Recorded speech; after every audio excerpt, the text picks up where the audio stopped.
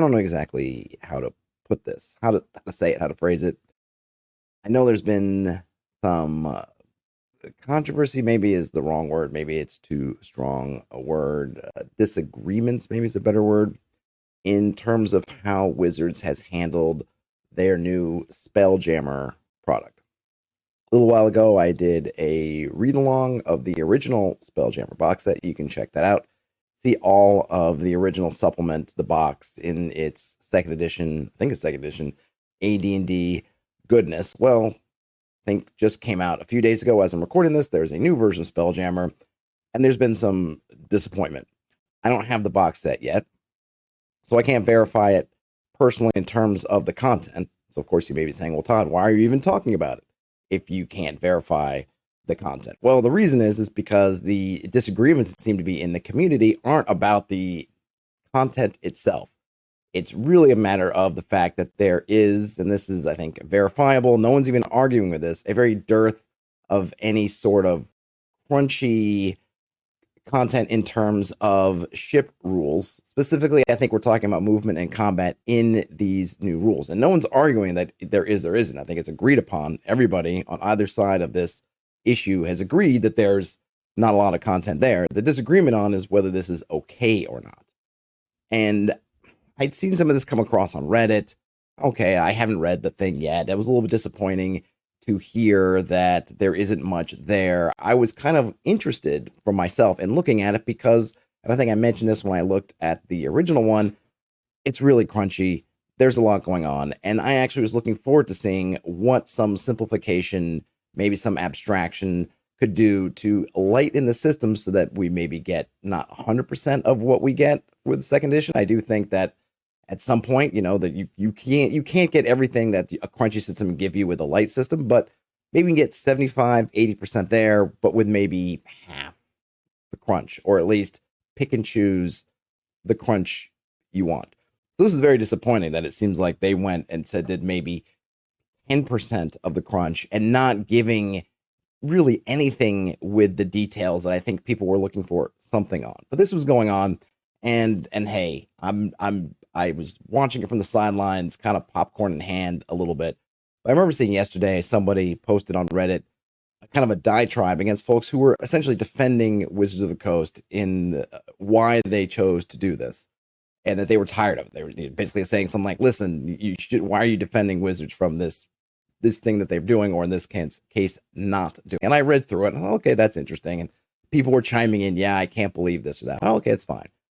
What caused me to want to create this video, what kind of got under my skin, was I was surfing YouTube on my TV late last night, and surfaced to me someone popping up, a creator that I'm not aware of. They're a bigger creator than I am, but they're not somebody that I'd seen pop up in my feed before.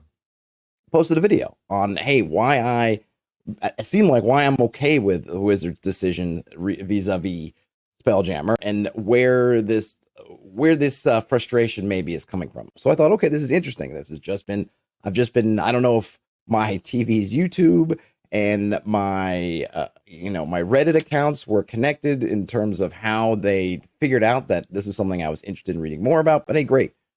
Let's do it, and let's hit the play button, see what they have to say. And it was a frustrating experience. I didn't make it through the whole video. I don't know if this creator had some better takes further down the line that I missed, but what they started with just made me angry in a way that I don't usually get angry about this stuff. Hey, part of my whole shtick is I try to keep it positive. I try to keep it like, let's all be constructive, and I was shocked. But what I want to do is, I'm not trying to take down on this person. It was on my TV. I certainly didn't subscribe to their channel. Not to say their content isn't good. Seemed like a nice person. They were talking in measured tones, but I just couldn't believe what they were saying. I didn't keep track of it. I don't even know if I want to. I'm not trying to get into a war with anybody, so I don't know if I will try to dig it up. I'm sure you can find it on YouTube if you're interested. But this person just had bad take after bad take after bad take, in my opinion. And after maybe the second or third bad take, I turned it off. But I thought, well, let me address these things because I think it's important. And I think, look, Wizards of the Coast is the kind of 900-pound gorilla in the gaming world. They don't need any gimmies. They don't need any, oh, let's give them kind of let's take it easy on them because of X, Y, and Z. They can do pretty much whatever they want. So the fact that it seems like this creator is potentially holding them either to maybe I don't know, a different standard, their own standard, it really felt to me giving them a pass. And if folks in the community are kind of wanting to give them a pass, my question to that is why? Why are you giving wizards a pass on this stuff? Frankly, it's just kind of shocking to me.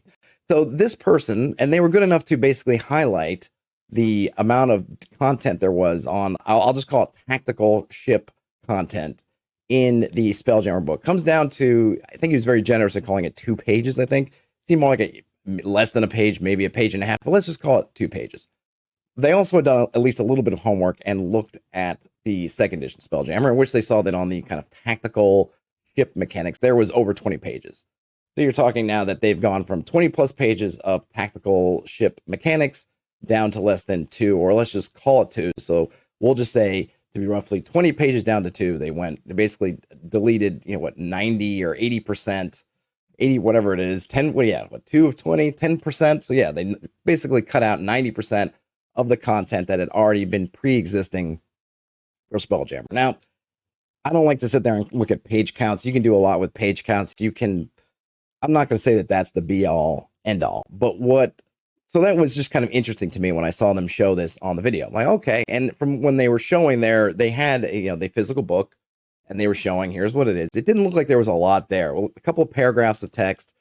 I didn't see any tables. I didn't see much there. And of course I haven't read it, so I don't know. And maybe there are tables in other places, whatever, but it didn't feel like it was a lot. But again, nobody's really arguing that it is a lot or that it really is sufficient in terms of giving you tactical stuff if you want it. It's more about, well, yeah, they had made this decision not to do tactical combat, and either you're kind of pro or against it. So getting into my main, my grudges, the stuff that brought me, even after I slept overnight on it, I still was grinding my teeth about this.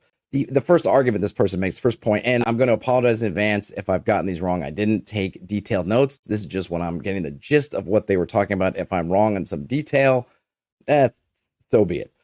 The first point was that second edition was a very crunchy system and war gamey and all this, that. So it made sense that their Spelljammer rules were also very tactical, very war gamey, very crunchy. Fifth edition's not that game. And they also made a comparison to say Final Fantasy, Fantasy Flight's Star Wars games, because that has a big emphasis on ship-to-ship stuff that they obviously spend a lot of time on that. Fifth edition is not that game, so it makes sense that they don't have that kind of crunch. Now, I take exception to that in a couple things. Now, I'm not going to go in, I don't know what the crunch meter, I don't know where people put second edition AD&D versus fifth edition on the sort of crunch spectrum, but fifth edition isn't light. We're not talking Rhesus or Risus here. We're not talking about some really light system, okay? Fifth edition's pretty crunchy in my book. No, it's not the most extreme crunch we've ever seen, but it's not exactly crunch free. And I would argue that combat, in terms of what goes on in there, the different things, just your action, reaction, do I have this or that, and all these kinds of moves and counters and effects and everything is probably, I would say, about as crunchy maybe as second edition AD&D. Maybe has this crunch in different places. I'm happy to say I would be happy to submit that maybe fifth edition isn't as crunchy as second edition. That's fine. I haven't compared them crunchy bit to crunchy bit, but they're not in different ballparks. I would also point out that if you look at Ghosts of Saltmarsh, for example, a game that is a supplement that is an adventure but involves ships, it's not solely a supplement about ships. They have a whole appendix on ship rules. Now that appendix isn't 20 pages long. So it supports the fact that they at least see themselves as not requiring the kind of, say, tactical depth that maybe your whatever ship rules in second edition might have come up, but they're there. Then they're, I don't know, 6, 8, 10 pages, maybe half as much, maybe a little bit less. And that's for a supplement that's not solely about essentially ships and things to do with ships. Spelljammer is all about ships in space.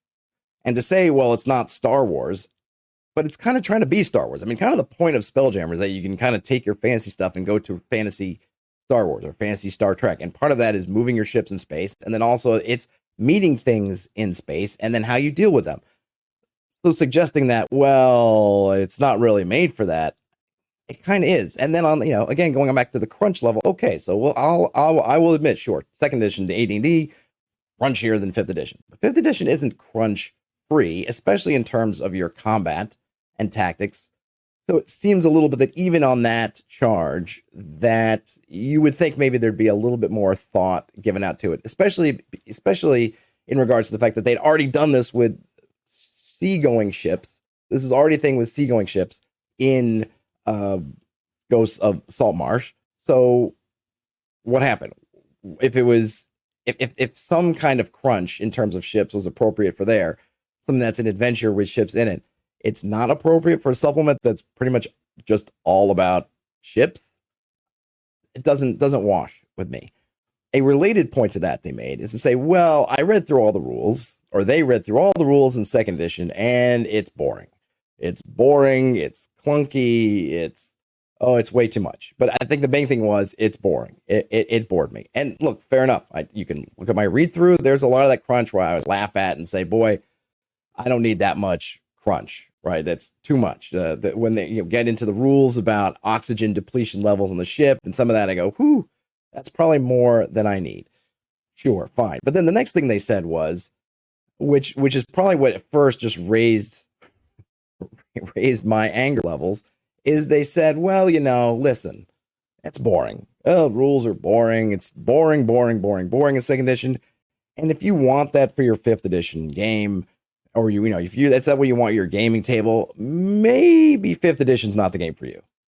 And that sort of caused my eyes to bulge out a little bit, because really it is the kind of, we all talk about, throw about way too much, the kind of gatekeeping, but that's a very gatekeepery thing to say.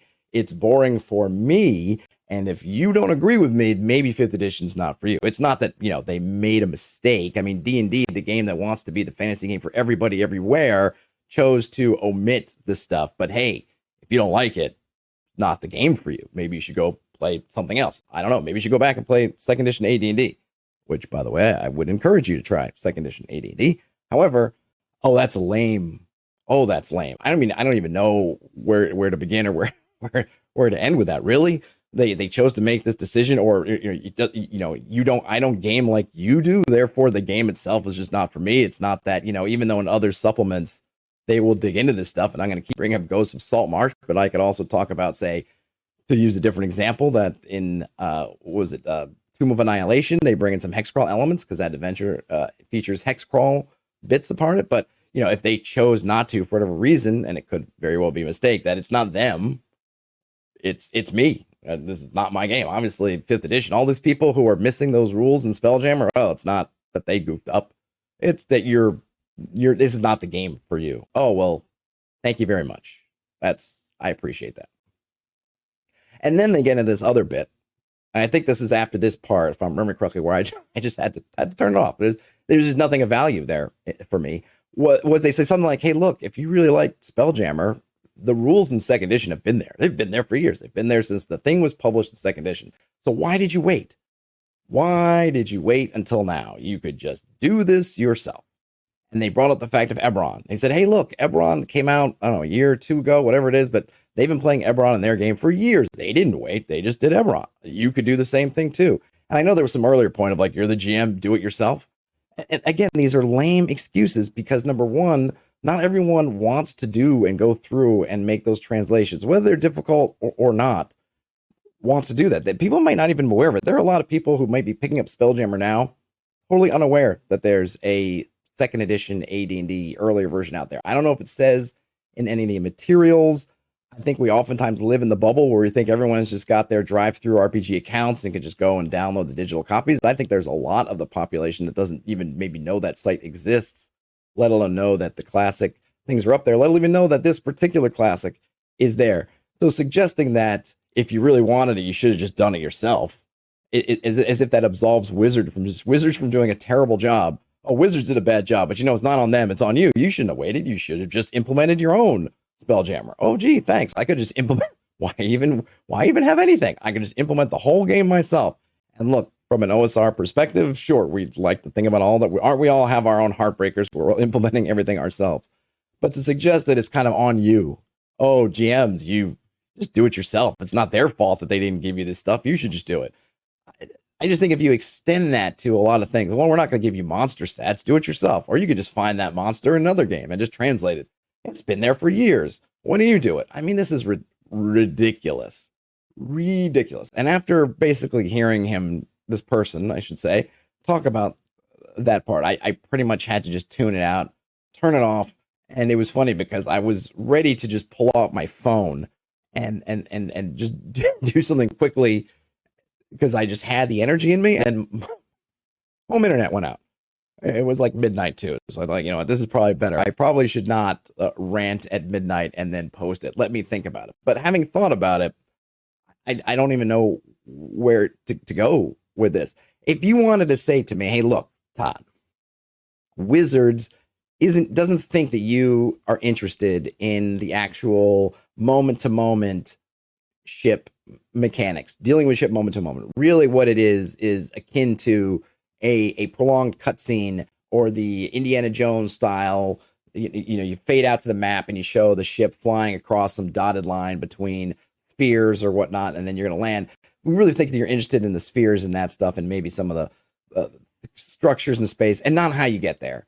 So we thought that reading our community and kind of what the community wants, we decided that we were going to do away with the kind of more complicated mechanics of combat on the ships, because we don't think you're interested in it. We think that you're really just interested in getting to these amazing places, and that's where we wanted to concentrate our energy.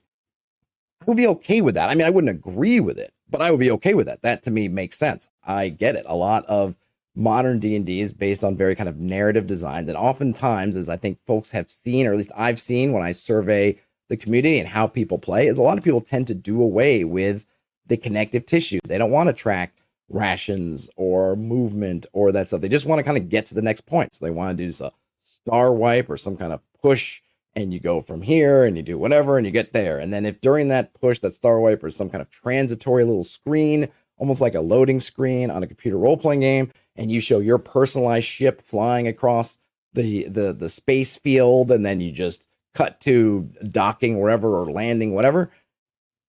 I get it. Again, I don't agree with it, but I get it. But coming to me and saying either A, well, you know, because 5th edition isn't as crunchy as 2nd edition, you go from 20 plus pages to 2 pages or less with basically practically no crunch. Or, you know, B, well, you know, even though this is a supplement all about ships, literally Spelljammer. I mean, it's not an adventure featuring a little spelljamming. The whole thing is called Spelljammer, but we don't feel like these things are important. And hey, if it's important to you, then you're playing the wrong game. That's kind of just sort of nutso. Like all these, you know, you're talking yourself into it. I feel like you're twisting yourself into pretzels to defend this. And again, I say, why? Wizards do better. Look, they had Spelljammer 2nd edition. I mean, they own that IP. They own all that content. They had access to those 20 plus pages of Spelljammer documentation. They owned it. They have it. They just didn't use it. And I have to ask myself why. I mean, yeah, as easily as I could, as this person saying I should have just gone ahead and downloaded all of the Spelljammer 2E books and then made my own 5th edition version. They could have just done that. In fact, I was kind of hoping they would do that. Just kind of slim it down a little bit, make it a little more trim, make it smarter, play test it, throw it out there. They didn't do that. And I think defending it with these horrible takes, to me, doesn't do anybody any service. You know, I don't know what you're saying to your audience. If you, as an audience of this person, if you like that, then you're just wrong. If you didn't find it boring, then maybe you should just stop playing 5th edition, or you just do it yourself, or, you know, or it just, I can't fathom it. I don't even know what to say about it. I don't even know now. You know, I was thinking, should I go and buy the Spelljammer box now should I just go buy it now to give it a look, to see? And I don't even want to do that because it's $40 to $50. I got other things if I want to spend my $40 to $50 on, and it seems like it's just going to be disappointing. And I don't want to. Why do I want to give the money for something that seems substandard? But it's just really, do I need to do this just to give a full take on it. But I think I'm probably going to pass. If you want me to take a look at it, let me know in the comments. Maybe I'll see. Disappointing. Yeah, I think it's a big thing. And it's not even just disappointing in Wizards. I'm disappointed in these folks in the community who are propping up Wizards for what is seems just substandard effort. I don't think the amount of money and everything they've got going on here, could they not spare a couple of pages, add in just a little bit, just to be thoughtful about what they're doing with some of the tactical stuff, give people something more than they did? Yeah, they could have, right? They absolutely could have. They chose not to. And there might be reasons for it. I disagree. But these reasons, which essentially is blaming the audience, it's your fault because you want it and it's boring. It's your fault because this isn't the game for you, or it's your fault because you didn't do it yourself, is unacceptable to me. And I just couldn't take it. There's my rant. Game on. And I'll talk to you later.